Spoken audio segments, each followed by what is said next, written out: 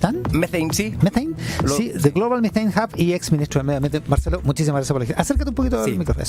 Muchas gracias por la invitación. Oye, el otro día estuvo sentado en esa misma silla Johannes Kaiser, el diputado, y habló sobre el metano. Habló sobre el cambio climático, habló sobre la Agenda 2030, pero en particular sobre el metano en el sentido de que como que era el nuevo gran villano, el metano. ¿Qué es exactamente el metano? ¿De dónde proviene? ¿Y qué efectos tiene, en tu opinión, respecto de la afectación al cambio climático? Sí, iba a decir que todavía hay que olor a metano, pero el metano no tiene olor, para que sepan. Es incoloro y básicamente da cuenta de entre un tercio y la mitad del calentamiento global que sentimos en forma actual, ¿no es cierto? Entonces, entre un tercio y la mitad sí, es responsable del metano. Entonces cada molécula es como 86 veces más potente en calentar la atmósfera y ha crecido mucho en este tiempo. ¿Y se desprende de las heces de las vacas? ¿Eso es así? Tiene tres grandes fuentes: la extracción de petróleo y gas y carbón. Cuando salía el gas grisú que causaba las explosiones de las minas de carbón, cuando el canario de la mina de carbón moría, claro. Ese también es metano. La extracción de petróleo y el gas natural. El gas natural inherentemente es metano. Y también la producción de animal y de arroz. Y en menor medida la emisión de metano que sale de los basurales. Todos esos son fuentes de metano. Son fuentes de metano. El gas grisú es un gas metano. Sí, entonces con monóxido de carbono y otras cosas. Pero igual la gracia de bajar el metano, que lo que pasa está subiendo la temperatura muy rápido. ¿Ya? Uno está, el 2015, 2016, estamos hablando de que la temperatura había aumentado cerca de 1 grado con respecto a valores históricos preindustriales. Pero ahora estamos cerca de 1,5 grados y cuando superamos estos umbrales pasan cosas que son irreversibles. El derretimiento de los glaciares, desaparecen islas que están muy, muy por cerca del nivel del mar. Entonces, por lo tanto, tú tienes que echar mano en medidas que si tú bajas la emisión hoy día, el calentamiento se frena rápidamente. El dióxido de carbono se demora más de 100 años en desaparecer su efecto. ¿Ya? Y por tanto, si nosotros hubiéramos escenario Walking Dead, ¿no es cierto? Que paramos todas las emisiones, va a seguir aumentando la temperatura un tiempo porque hay una inercia por parte de estas emisiones. En cambio, el metano tiene una vida atmosférica de 12 años y por tanto, si nosotros reducimos esto... En 12 años se van a ver los efectos. Sí, y eso es como lo que pasó en la pandemia, ¿no? En la pandemia el dióxido de carbono dejó de emitirse porque las ciudades se pararon, básicamente, ¿no? Sí, bajó en torno a 6% a nivel global y eso no queremos hacerlo de esa forma, hay que bajar las emisiones con la misma cantidad de calidad de vida. De manera menos traumática. Exactamente. Entonces, por eso se puso de moda y se lanzó en la cumbre de Glasgow el 2021 este compromiso global del metano. Y nosotros fuimos creados por la filantropía para poder apoyar a los gobiernos en implementar estas metas. Pero esta historia es un poco distinta porque 80% de las emisiones de metano vienen de países del sur global y tiene que ver con su forma de gestionar la basura, tiene que ver con cómo produce su alimento y por lo tanto no puede ser enfocado en tecnologías del norte global, tienen que ser cosas apropiadas. Entonces, si tú estás viendo hoy día, y en Chile también pasó, que se incendian basurales porque hay metano que se escapa, cuando tú ves en India, en Bangladesh, en distintos lugares que se incendian estos basurales, esto le da más dignidad a las personas cuando tú simplemente gestionas esto en forma distinta. En vez de tirar nutrientes al basural para que se incendie, podríamos transformarlo en abono para luchar contra la desertificación. Entonces, ese es el tipo de soluciones que debe haber, digamos. Porque lo que decía Johannes Kaiser es que lo que se estaba haciendo era luchar contra el metano por la vía de aplicarle impuestos a los grandes productores de carne, por ejemplo. Sí, eso no es así. De hecho, ¿no al contrario, mira, pasa la siguiente historia, hay varias historias de esto. Efectivamente, ¿no es cierto? Hay aumento de emisiones de gas de efecto invernadero por la producción de animal. Pero eso se debe a que los países del sur global tienen mucho menos eficiencia en la cantidad de leche y carne que son capaces de producir por el mismo animal. Si nosotros somos capaces, y eso es lo que hacemos como programa en India, en Brasil, en China, es que financiamos formas de poder alimentar mejor al animal para que tengan más rendimiento. Nosotros estamos trabajando con grandes empresas como Danone, que están hoy día con un problema de que algunas zonas donde producen... Que es el productor de lácteos, digamos. De lácteos, y así los 6 productores de lácteos más grandes del mundo, porque ellos tienen un problema de productividad. Hay un agricultor en el norte de África que su vaca le da 5 litros de leche por día.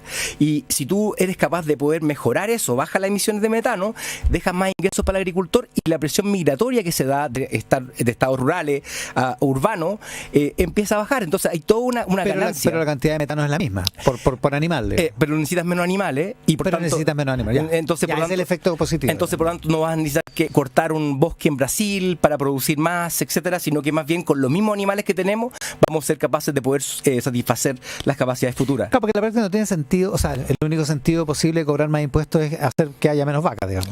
Sí, y hay soluciones que algunos han planteado, pero son soluciones de baja efectividad.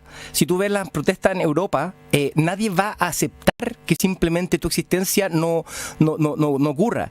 Nosotros con la energía renovable... Que es lo que estamos viendo con los agricultores en Bélgica, en Madrid, en España, en Francia, en fin. Exactamente. Entonces, y están presionados por el cambio climático, tienen menos ingresos. Entonces, ponerle un peso adicional es absurdo. Y por eso lo que esa no es la solución. No, la solución es mejorar la vaca. ¿No es cierto? Esa es la realidad.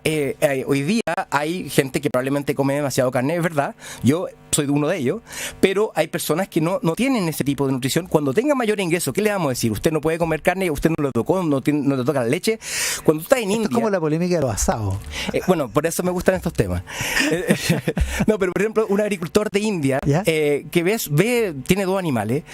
Ese animal le está entregando una nutrición que no tiene otra capacidad de tener en otros lugares. Es su plata en el banco. Claro. Y por tanto, querer luchar contra eso es absurdo, no tiene ningún sentido. Acá en Chile hay... No va a resultar, digamos. No va a resultar y va a simplemente crear esta desinformación. Ya, pero entonces tienes que tener plata para que ese gallo tenga una vaca más efectiva, digamos. Sí, y tenemos entonces una iniciativa de más de 30 países en donde estamos mejorando vía extensionismo. ¿Qué es esto? ¿El Global Methane Hub? Sí, exactamente. Financiamos con una serie de universidades del mundo, UC Davis, entre otras, para que tengan mejor alimentación. Pero por otro lado, las vacas tú las puedes bajar en la emisión en forma individual si es que tú le haces alimentaciones distintas. Hay inhibidores de metano, hay vacunas de metano, hay una serie de cosas que están desarrollando. ¿Ya? Y por eso en la COP pasada lanzamos una iniciativa de $200 millones junto con la Fundación Bezos, con la Fundación Gates, para poder mejorar este tipo de rendimiento. Para que salga menos gas de cada vaca. Sí, porque por ejemplo. Sí, exactamente, hasta 80% por unidad.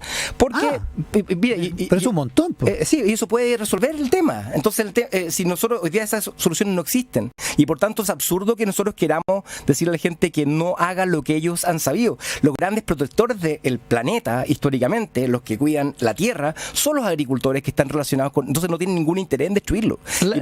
La gente que estamos con Marcelo Mena, CEO de Global Methane Hub y ex ministro de Medio Ambiente, la gente que está normalmente contra las medidas anticambio climático se queja de eso, precisamente, de que empobrecen, de que hacen más difícil el desarrollo, de que hacen más difícil la lucha contra la pobreza, porque se gestiona contra la gente, digamos. Y esa es como básicamente una ideología, en el sentido de que yo trabajé en el Banco Mundial cuando uno miraba lo que decía su fin es el fin de la pobreza.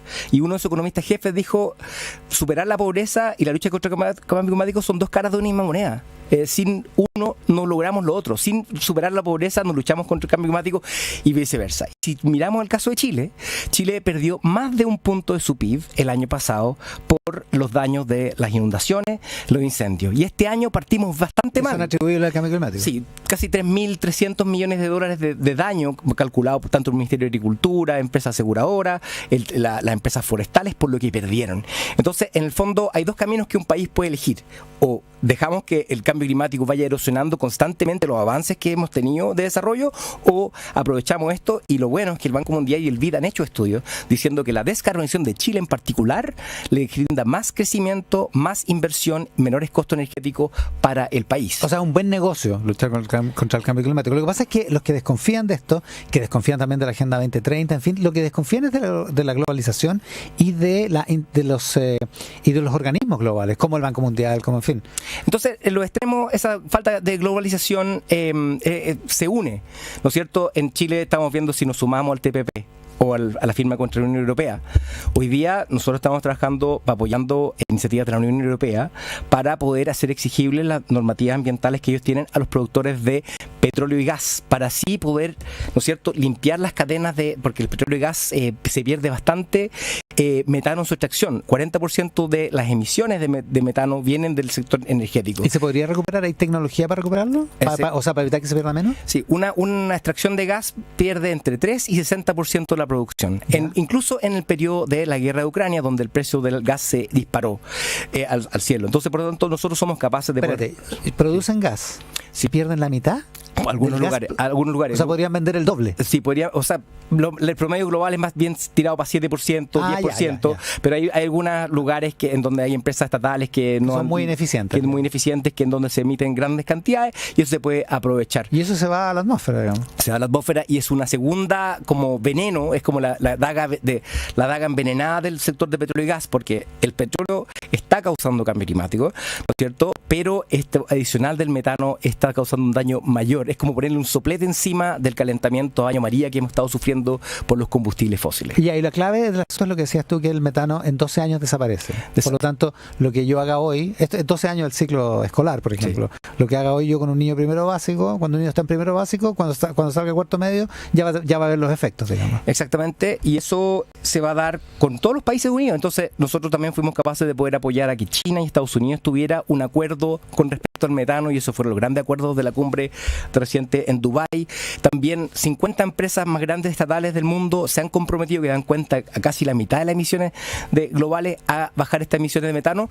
Y lo bueno es que da lo mismo que lo que declaren, porque nosotros vamos a ver vía una constelación de satélites que es capaz de poder rastrear estas emisiones si es que las promesas que están haciendo se cumplen. Esa constelación de satélites, ¿eso es lo que se llama el MethaneSat? El MethaneSat es uno que se lanza la próxima semana. ¿Ya? Hay otros distintos, pero algunos barren grandes cantidades de área, otros se van a mirar fino a una instalación en particular, pero en la práctica esto sirve. Hay fugas de metano en países como Turkmenistán o Kazajstán, que no necesariamente tienen una sociedad civil muy pujante para exigir que bajen las emisiones, pero vía esta presión internacional se les puede monitorear, digamos. Se les puede monitorear, y si quieren acceder a mercados como los de Chile o de Estados Unidos o los de Europa, van a tener que bajar sus emisiones de metano. Entonces hay múltiples formas. Esto en la lógica de que los productos sean, entre comillas, verdes, digamos. Exactamente. En esa lógica, ¿no? Porque básicamente la Unión Europea estableció una norma de emisión interna que hace exigible al resto de los países que quieren acceder a ese mercado. Estados Unidos está de acuerdo con eso. Hay todo un trabajo vía APEC para tener mercados de petróleo de menores emisiones de metano, con Australia, con Japón, con Corea, todos trabajando. Por lo tanto, acá estamos hablando de una instancia de gana-gana. ¿Queremos perder más producto? Sí. ¿Queremos producir más leche con la misma cantidad de animales? Por supuesto que sí. ¿Queremos que los rellenos sanitarios se dejen de incendiar? Por supuesto que sí. Y por lo tanto es una agenda de gana-gana, una agenda de desarrollo, un aporte del sur global a la descontaminación del planeta. No es activismo veganista, digamos, por decirlo así. Absolutamente, y nosotros hacemos bastante. Hace poco estuvo mi equipo entero asado y compré un montón de hamburguesas vegetarianas y lamentablemente todavía las tengo porque no tuve tanta opción. No tuvieron éxito. Exactamente. Ya, pero, o sea, ya hay posibilidades de hacerlo y de hacerlo sin tramo. El problema es que aparentemente las sociedades no lo están entendiendo, porque hay varios líderes anti-cambio climático o negacionistas del cambio climático, como se llame, que están ganando elecciones. Digamos, Donald Trump es el más popular en Estados Unidos, digamos. Y lo más interesante es países como, por ejemplo, Reino Unido, que han tenido un liderazgo climático histórico con gobiernos de derecha, que empiezan a renegar sus propias políticas, echándose la culpa a la coalición de gobierno que no está en ejercicio como para poder echar para atrás lo que ellos mismos comprometieron. Entonces estamos entrando en una época esquizofrénica de la política, en donde se aprovecha una ganancia política pequeña para polarizar, pero en la práctica esto en Chile no es polarización. En Chile, gobiernos de derecha, como el gobierno del presidente Piñera, fueron capaces de avanzar bastante, y así esperamos que sigamos adelante, entendiendo que esto es una agenda que une el mundo y que es este Estado. ¿Y por qué pasa eso, políticamente hablando? ¿Porque está siendo demasiado costoso para los votantes en los países desarrollados la pelea contra el cambio climático? Yo diría que no, yo creo que es más bien una cuestión de proteccionismo y antiglobalización más amplio. O sea, está dentro de la crítica a la globalización en general, digamos. Y de la cooperación internacional, entre otras cosas. Pero en la práctica, en Chile, ejemplo, porque mirar otros países, Chile en una década transformó que más de un tercio de su energía venga del sol y el viento, y con toda seguridad vamos a terminar esta década con en torno a 90% de energía renovable. Eso creó empleo y eso dejó de importar combustibles fósiles que sí le dan mucha inestabilidad económica al país.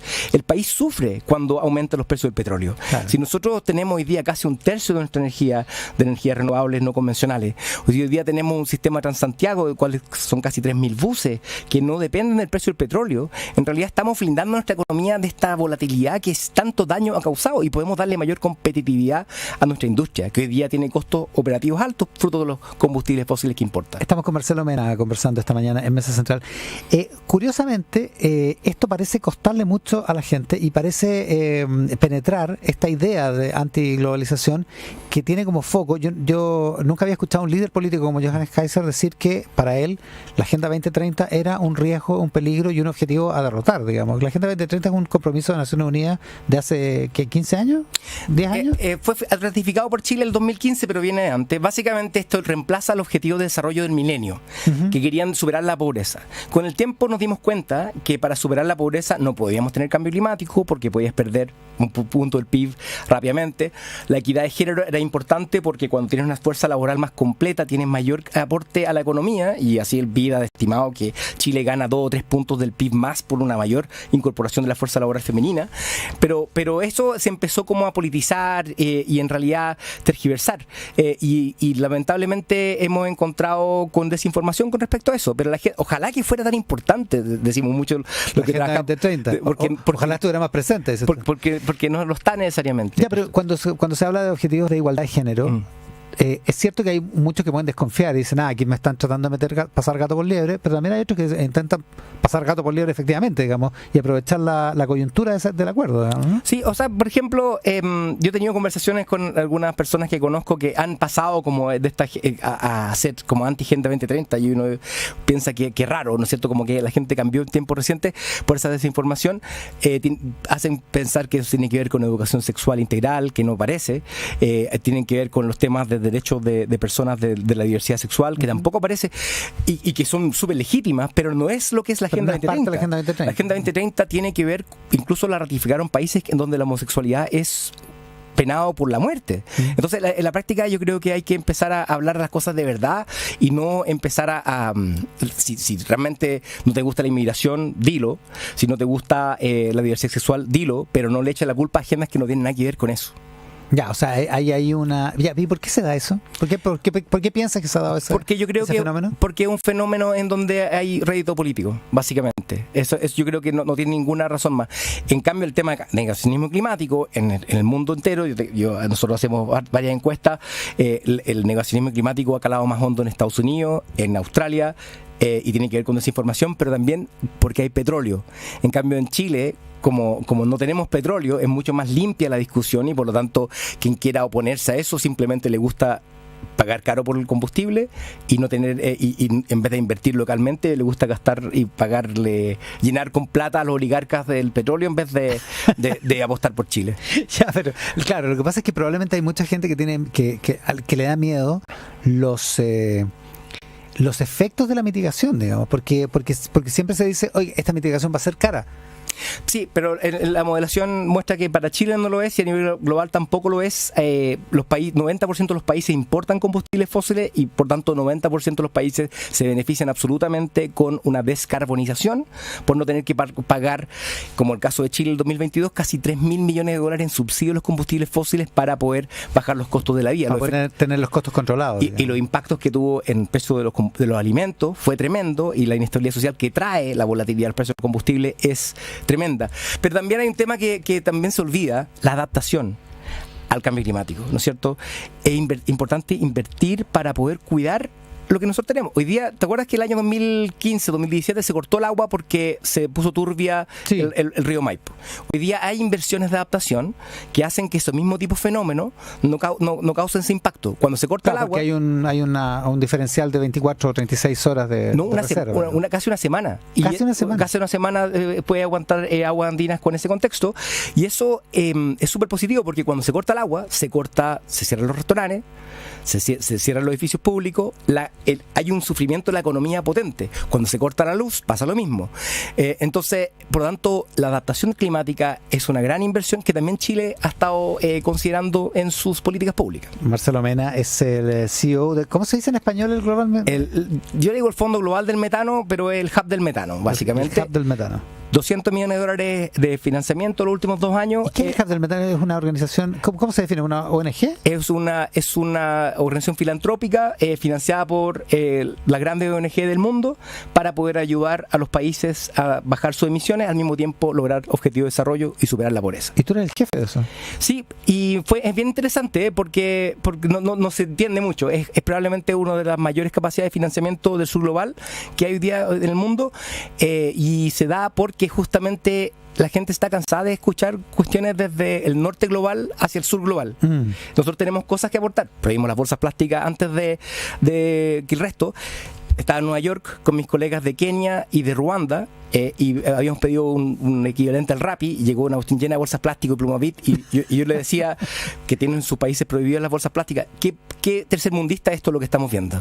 Acá nosotros prohibimos las bolsas plásticas mucho antes que incluso los países desarrollados. Qué buena. Marcelo Mena, ex ministro de Medio Ambiente, esta mañana en Mesa Central. Marcelo, muchísimas gracias por venir hasta acá. Encantado.